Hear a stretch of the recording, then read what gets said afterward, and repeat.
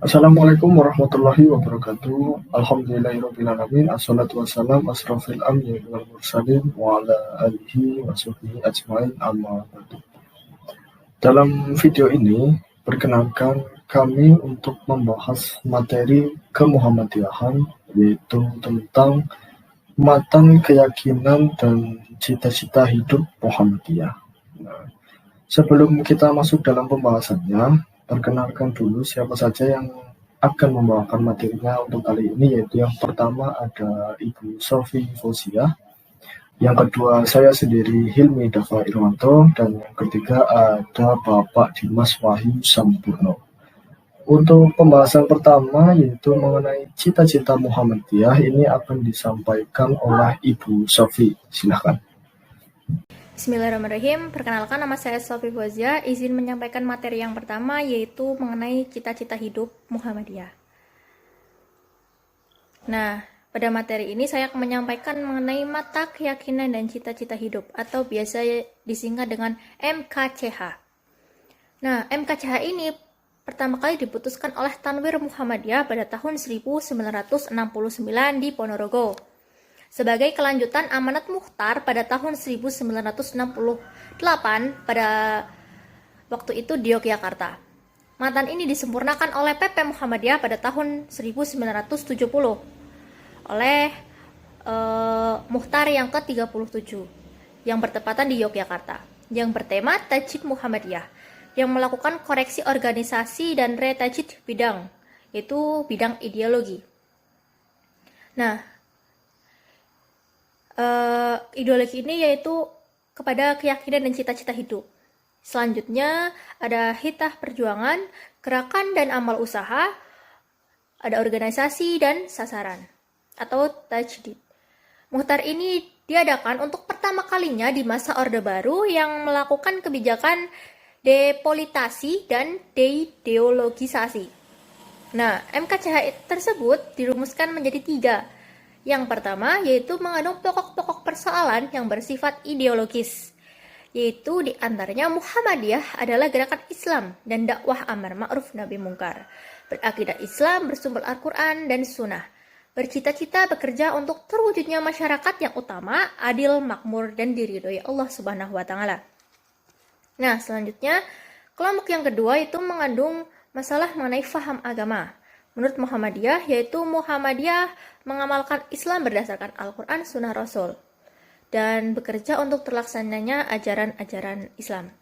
Kemudian yang ketiga, itu mengandung persoalan mengenai fungsi dan misi Muhammadiyah dalam masyarakat negara Republik Indonesia, yaitu Muhammadiyah adalah seluruh masyarakat, mengajak seluruh masyarakat untuk berusaha bersama-sama menjadikan suatu negara yang adil, makmur, dan diridhoi oleh Allah Subhanahu wa Ta'ala.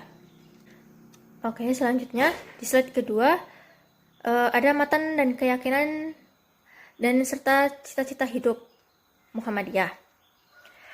Nah, yang ini melakukan evaluasi dan menyusun panduan ideologis. Ada 4 ya. Yang pertama, di sini saya hanya menyinggung sedikit. Yang selanjutnya nanti akan dikembangkan lagi oleh Bapak Hilmi. Nah, di sini yang pertama ada Muhammadiyah adalah gerakan Islam dan dakwah amar ma'ruf nahi mungkar. Jadi berakidah Islam dan bersumber kepada Al-Quran dan Sunnah, bercita-cita dan bekerja untuk terwujudnya masyarakat yang utama, adil, makmur, yang diridhoi oleh Allah Subhanahu wa Ta'ala, untuk melaksanakan fungsi dan misi manusia sebagai hamba dan khalifah di muka bumi.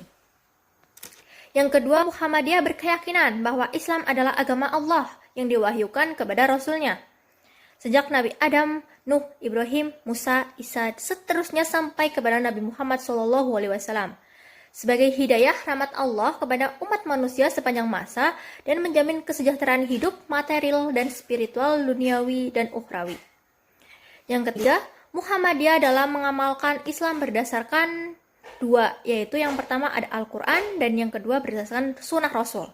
Nah, yang berdasarkan Al-Quran dan Kitab Allah ini diwahyukan oleh Nabi Muhammad Sallallahu Alaihi Wasallam. Nah, yang kedua dengan Sunnah Rasul.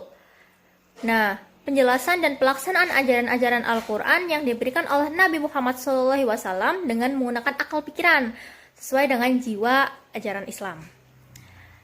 Yang keempat, Muhammadiyah bekerja untuk terlaksananya ajaran-ajaran Islam yang meliputi bidang-bidang, yaitu ada akidah, akhlak, ibadah, muamalah, dan duniawiyah. Yang selanjutnya yaitu Muhammadiyah mengajak segenap lapisan bangsa Indonesia yang telah mendapat karunia Allah Subhanahu wa taala berupa tanah air yang mempunyai sumber-sumber kekayaan, kemerdekaan bangsa dan negara Republik Indonesia yang berdasarkan pada Pancasila dan Undang-Undang Dasar 1945. Nah, untuk berusaha bersama-sama menjadikan suatu negara yang adil dan makmur dan diridhoi oleh Allah Subhanahu wa taala. Nah, selanjutnya materi akan dijelaskan dan dikembangkan lagi oleh Bapak Hilmi. Kepada Bapak Hilmi dipersilahkan. Ya, baik, terima kasih Bu Sofi. Seperti yang telah Ibu Sofi tadi sampaikan, ada beberapa pembahasan yang akan saya lengkapi lagi. Saya akan membahas bagian Islam dalam keyakinan Muhammadiyah. Nah, di Muhammadiyah itu meyakini bahwa agama Islam adalah agamanya Allah yang diwahyukan untuk kita dengan perantara para rasulnya. Penurunan wahyu ini kepada para rasul Allah ini sudah dimulai dari awal kehidupan di bumi, yaitu oleh Nabi Adam, lalu dilanjutkan oleh Nabi Idris, dilanjutkan lagi oleh Nabi Nuh, sampai kepada Nabi Muhammad SAW. Dan wahyu ini merupakan rahmat dari Allah Subhanahu wa taala kepada umat manusia. Muhammadiyah merupakan gerakan Islam yang memegang akidah dalam Islam yang bersumber pada Al-Quran dan As-Sunnah, atau dalam istilah lainnya itu amar ma'ruf nahi munkar.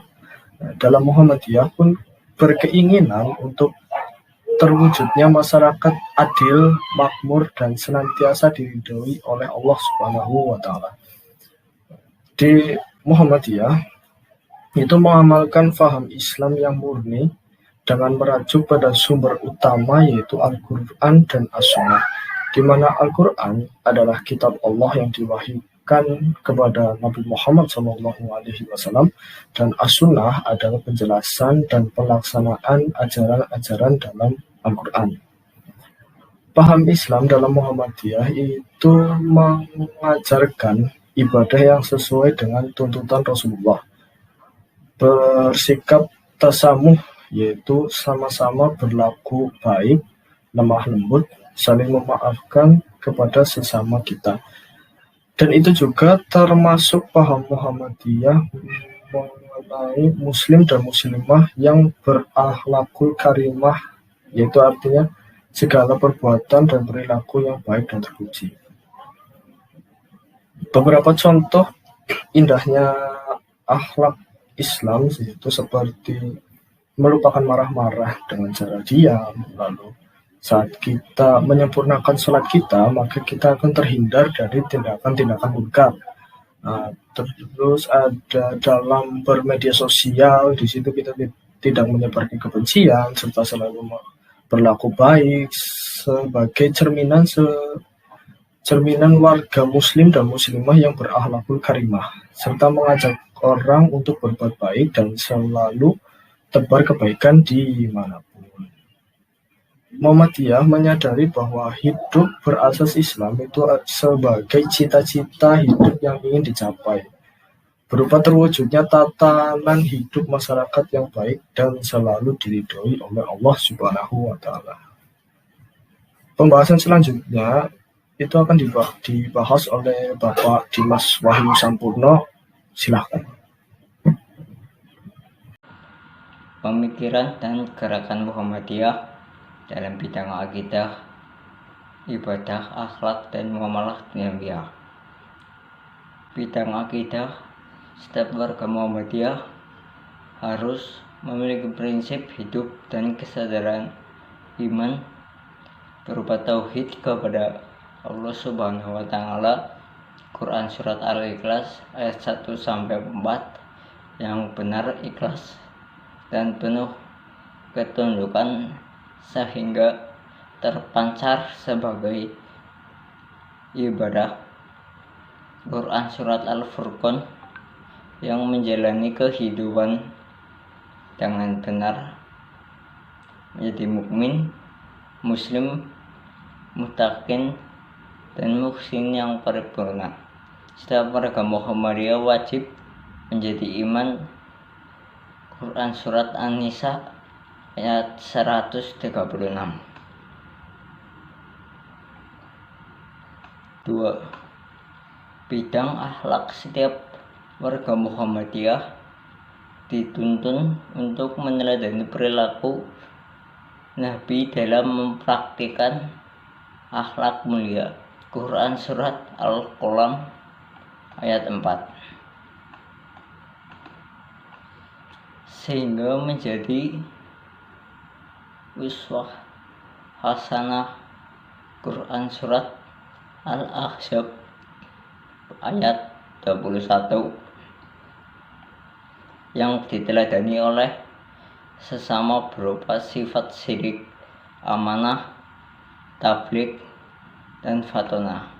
Setiap warga Muhammadiyah dalam melakukan amal dan kegiatan hidup harus senantiasa didasarkan kepada niat yang ikhlas.